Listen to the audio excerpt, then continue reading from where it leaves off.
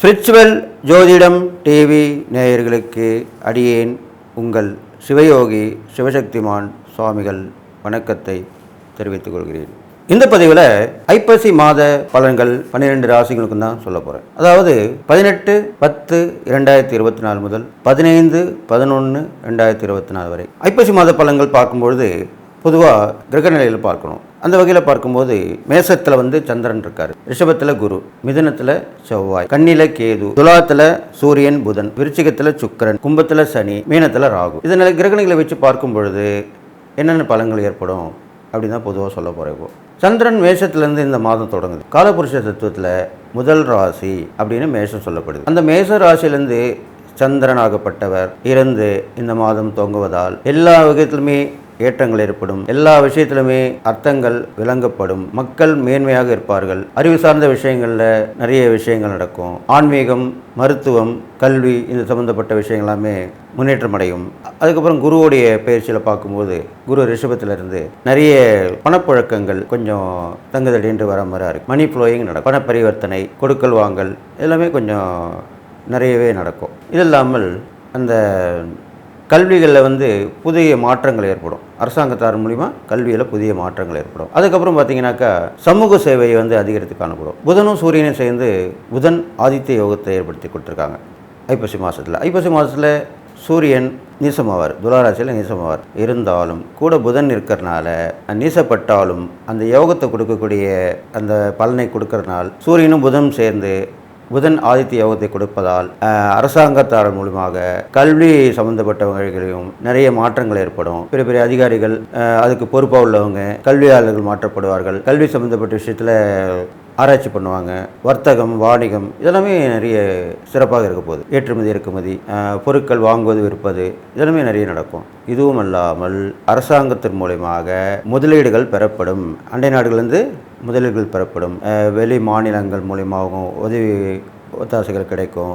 நிறைய பணப்புழக்கங்கள் அரசாங்கத்துக்கு சேரும். அது மூலிமா பல நலத்திட்டங்கள் அரசாங்கம் அறிவித்து ஏழை எளிய மக்களுக்கு உதவி புரிவாங்க. இதெல்லாமே இந்த ஐப்பசி மாதத்தில் நடக்க போகுது. பெரும்பாலும் சிவன் கோயிலில் நிறைய விசேஷங்கள் நடக்கும். ஐப்பசி மாதத்தில் தான் சிவன் கோயிலில் விசேஷம் நடக்கும். ஏன்னா சூரியன் நீசப்பட்டிருப்பதால் அவருக்கு சக்தியை கொடுக்கக்கூடிய வகையிலேயே அவருக்கு அபிஷேக பிரியர். எல்லா சிவாலயங்களுமே அபிஷேகங்கள் நடக்கும். அந்த ஐப்பசி மாத பௌர்ணமி அன்று தான் அன்னாபிஷேகம், வருடத்திற்கு ஒரு முறை வரும் அந்த அன்னாபிஷேகம் நடக்க போகுது. அப்போது இறைவனுக்கே நம்ம அன்னம் சார்த்தி அந்த அபிஷேகம் பண்ணும்போது மக்களுக்கு பஞ்சம் பட்டினி எல்லாம் இல்லாமல் எல்லாருக்குமே உண்ண உணவு, உடுக்க உடை, இருக்கிடம் இது மாதிரிலாம் கிடைக்க போகுது. அத்தியாவசியமான பொருட்கள், மனித குலம் வாழ்வதற்குண்டான விஷயங்கள் எல்லாமே அந்த இறைசக்தியால் நடக்கும். இதுதான் இந்த ஐப்பசி மாதத்துடைய பெருமையான பலனாக சொல்லப்படுது. மாநிலத்தில் வெளி மாநிலத்தவர் மூலிமா இங்கே அவங்களுக்கும் நல்ல உதவிகள் கிடைக்கும். அவங்க நம்மளுக்கு உதவிகரமாக இருப்பாங்க. இது மாதிரிலாம் நடக்கும். குழந்தைங்களுடைய முன்னேற்றங்கள் அதிகமாக இருக்கும். குழந்தை நலம் சொல்லுவாங்க இல்லையா, கல்வி சம்மந்தப்பட்ட மாதிரி குழந்தைகள் நலத்துறைன்னு சொல்லுவாங்க. அதெல்லாம் விஸ்தரிக்கப்படும். அந்த குழந்தைகள் நலத்துறை ரொம்ப கவனமாக இப்போது மேற்பார்வையோடு இருந்து செயல்பட போகுது. ஏன்னா எங்கே பார்த்தாலுமே இந்த இளம் சிறார்கள் குழந்தைகள் தான் கெட்டு போகிறாங்க. அதனால் அவங்களுக்காக அந்த துறை மேற்பார்வையால் இருக்கப்பட்டு ஆராய்ச்சி பண்ணி எல்லோரும் யார் யார் போடணும், யார் யார் கவனிக்கப்பாக இருக்கணும் அப்படின்னு சொல்லிட்டு குழந்தைகள் நலத்துறையும் மகளிர் துறையும் கண்டிப்பாக மேம்படும். இவங்க 2 பேர் தான் வீக்கர் செக்ஷன் சொல்லுவாங்க. குழந்தைகளும் பெண்களையும் தான் நம்ம பாதுகாக்க நம்ம கடமைன்னு சொல்லி ஆண்களுக்கு சொல்லப்பட்டிருக்கு. நிறைய தெய்வங்களுடைய ஆசீர்வாதங்கள் கிடைக்க போகுது எல்லாருக்கும், மக்களுக்கு. பஞ்சம்பட்டிலாம் தவிர்த்து நல்ல மழை பொழிய போகிறது. அது முக்கியமாக சொல்லணும். இந்த ஐப்பசி மாதம் நல்ல மழை பொழிந்து விவசாயம் செழித்து மேலோங்கக்கூடிய வகையில் இருக்க போகுது. இது மாதிரிலாம் இந்த பொது பலன் சொல்லப்பட்டிருக்கு. இதெல்லாம் நீங்கள் கேட்டு கவனமாக நடந்துக்கணும். அது 12 ராசிகளோட பலன் சொல்ல போகிறேன். அது பொதுவான பலன் தான் சொல்ல போகிறேன். கிரகங்கள் இப்போ இருக்கிற நிலைமை வச்சு சொல்ல போகிறேன். கும்பராசிக்காரங்களுக்கு ராசியிலே சந்திரன் கொஞ்சம் பிரச்சனையாக தான் இருந்துன்னு வருது.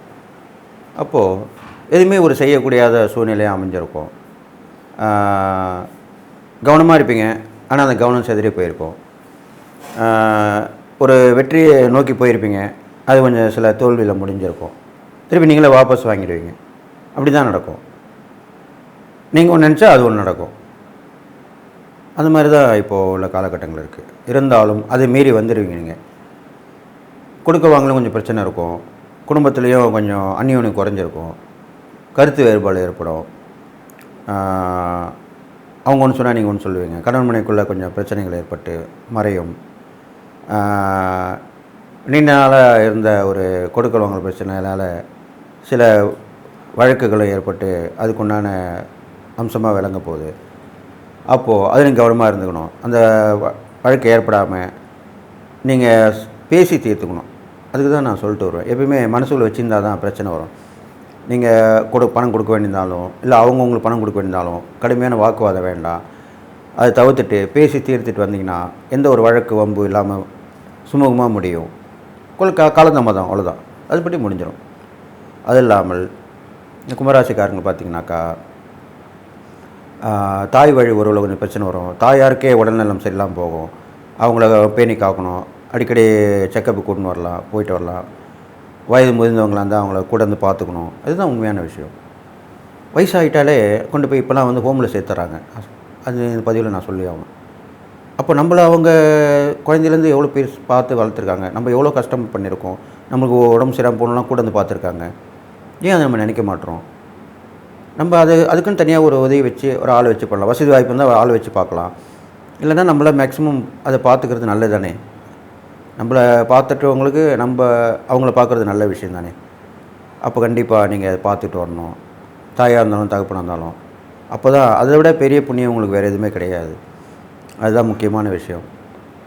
இது இல்லாமல் கும்பராசிக்காரங்க பார்த்திங்கனாக்கா அவங்களுக்கு நிறைய அலைச்சல் திருச்சல்லாம் ஏற்படும். எந்த ஒரு வேலையும் சரியாக செய்ய முடியாமல் இருக்கும். அப்போது என்ன பண்ணணுன்னா அந்த நேரம் விட்டுட்டு அடுத்த நேரம் பண்ணிட்டு போகணும். இதுக்கெல்லாம் நேரங்காலம் அப்படின்ற போது ஒவ்வொரு நாட்கள்லேயும் நல்ல நேரம்னு இருக்கும். அந்த நல்ல நேரம் பார்த்து பண்ணுங்க. சில பேர் பார்த்திங்கன்னா பஞ்சபட்சி சாஸ்திரம்னு சொல்லுவாங்க. அவங்கவுங்க நட்சத்திரத்துக்கு உண்டான பட்சி வந்து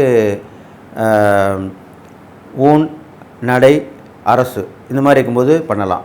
அரசுனா அரசாட்சி பண்ணுறது, அந்த நேரத்தில் செய்கிற காரியங்கள் எல்லாமே சக்ஸஸ் ஆகும். ஊன்னா சாப்பிட்டுன்னு இருக்க நேரம்னு சொல்லுவாங்க. அப்போது அந்த நேரத்தில் நீங்கள் முயற்சி பண்ணாலும் நடக்கும். நடைனா நடந்து போகிறது, ஆக்டிவாக இருக்கிறது, அந்த நேரத்தில் பண்ணாக்கா கண்டிப்பாக பிரச்சனைகள் தீரும். இதில் வந்து சாவுன்னு இருக்கும். அந்த மாதிரி நேரத்தில் நீங்கள் முயற்சி பண்ணக்கூடாது. இது மாதிரிலாம் தூக்கம்னு இருக்கும், உறக்கம்னு இருக்கும். அந்த மாதிரி நேரத்துலையும் நீங்கள் எதுவும் பண்ணக்கூடாது.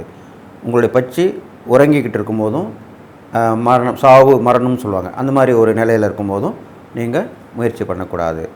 இது பஞ்சபட்சி சாஸ்திரத்தில் வருது. அதை பார்த்து தான் நீங்கள் நடந்து பண்ணணும். இது மாதிரிலாம் நீங்கள் அதுக்கு தெரியலன்னா ஜோதிடர்கள் கேட்டால் கண்டிப்பாக சொல்லுவாங்க. ஜோதிடர்கள் போயிட்டு நம்ம இறந்த காலம், நிகழ்காலம், எதிர்காலம் மட்டும்தான் கேட்குறோம். ஜோதிடர்கள் கேட்க வேண்டிய விஷயங்கள் எவ்வளோ இருக்குது. அதெல்லாம் இப்போ நிறைய பேர் இப்போது பண்ணிட்டு வராங்க. ஜோதிடத்திலே பல முறைகளை கையாண்டு வராங்க. புதிய முறை வந்துகிட்ருக்கு. ஒரு சில கூட கேட்கலாம், ஜோதிடத்தில் பழைய கல்விக் கொள்கை புதிய கல்விக் கொள்கை இருக்கான்னு கேட்குறாங்க. அவங்களுக்கு நான் சொல்லுவேன், இப்போது பழைய கல்விக் கொள்கைனா பாரம்பரிய ஜோதிடம், புதிய கல்விக் கொள்கைனா ஜோதிடத்தில் புதிய பரிமாணத்தினால வருது. இப்போது பண்ணுறாங்க இல்லையா, லக்னங்கள் மாறுன்றாங்க, டிஎன்ஏ மூலிமா கண்டுபிடிக்கிறான்றாங்க, கிரகங்களுடைய சுயேட்சையால் பண்ணுறோன்றாங்க, புது புது மெத்தட்லாம் கண்டுபிடிக்கிறாங்க இல்லையா, அது புதிய கல்விக் கொள்கை. எது இருந்தாலும் இது ஒரு கல்வி மாதிரி தானே, இது அப்படி தான் வரும். இதே மாதிரி தான் ஜோதிடத்தில் எல்லாமே உண்டு. ஜோதிடத்தில் இல்லாத ஒன்றுமே கிடையாது. நாட்டு நடப்பு உண்டு, எல்லாமே உண்டு, மாற்றங்கள் உண்டு, இயற்கை சீற்றங்களை கண்டுபிடிக்கலாம், நாட்டில் நடக்க போகிறத சொல்லலாம், எல்லாமே சொல்லலாம். அதுதான் ஜோதிடம். ஜோதிடத்தில் சொல்ல முடியாத எதுவுமே இல்லை. அதனால் நீங்கள் இந்த மாதிரி நடந்துக்கிட்டால் நல்லது நடக்கும்னு சொல்லி, நீங்கள் இப்போ உள்ள நேரம் உங்களுக்கு கொஞ்சம் கஷ்டமாக இருக்கிறனால இறை வழிபாடு தானத்தில் தான் உங்களுக்கு உகந்ததாக சொல்லியிருக்கேன். இறை வழிபாடுன்னு பண்ணும்போது கும்பராசிக்காரர்களுக்கு பெரும்பாலும் சனியோடைய ஆதிக்கம் இருக்கிறனால ஆஞ்சநேயர் வழிபாடு, சிவனுடைய வழிபாடு, பெருமாள் வழிபாடு, இது மாதிரிலாம் பண்ணிட்டு வரலாம். பெருமாள்லேயே விஸ்வரூப பெருமாள் சொல்லுவாங்க. தரிசனம் நின்ற கோலத்தில் இருப்பாங்க, பார்க்குறதுக்கே ரொம்ப இதுவாக இருப்பார். அப்படிப்பட்ட பெருமாள் வழிபாடு பண்ணலாம். ஆஞ்சநேயரும் அந்த மாதிரி தான் இருக்கக்கூடியவராக இருப்பார். பெரிய உயர்ந்த ஆஞ்சநேயர், நல்ல உயரமாக இருக்கவங்க சொல்லுவாங்க இல்லையா, விஸ்வரூப ஆஞ்சநேயர்னு சொல்லுவாங்க. அந்த மாதிரி ஆஞ்சநேயர் வழிபாடு பண்ணலாம். இது மாதிரிலாம் பண்ணிட்டு வரலாம். நோய்வாய்ப்பட்டிருக்க ஏழை எளிய பிச்சைக்காரங்களுக்கு உதவி பண்ணலாம். அவங்களுக்கு மருந்து மாத்திரை வாங்கி கொடுக்கலாம். அவங்களுக்கு தேவையான உதவிகள் உபகரணங்கள் செய்யலாம். தங்க வைக்கிறதுக்கு ஏற்பாடு பண்ணலாம். அதை தீரத்துக்கு உங்களால் முடிஞ்சது பண்ணலாம். இல்லைன்னா 4 பேரோடு சேர்ந்து நீங்கள் உதவி பண்ணலாம். இது மாதிரிலாம் பண்ணிட்டு வந்தீங்கன்னா கண்டிப்பாக இந்த தானதர் மூலிமா உங்களுக்கு கெடுபலன் கொஞ்சம் நற்பலன் ஏற்பட போகுது. இப்போ உள்ள காலகட்டங்கள் கவனமாக இருக்கணும்னு சொல்லி உங்கள் பேச்சு குறைச்சிக்கிட்டு நீங்கள் உண்டு உங்கள் வேலை உண்டு இருங்க. முன்னேற்ற பாதையில் கண்டிப்பாக செல்லிக்கிட்டே இருங்க, முயற்சி எடுத்துக்கிட்டே இருங்க, கண்டிப்பாக வெற்றி பெறுவீங்கன்னு சொல்லி நான் சொன்ன இந்த இறைப்பரிகாரங்கள் தானம் பண்ணிட்டு வந்தீங்கன்னா எல்லா நலமும் பெற்று வாழ்வீங்கன்னு சொல்லி வாழ்த்தி விடைபெறுகிறேன்.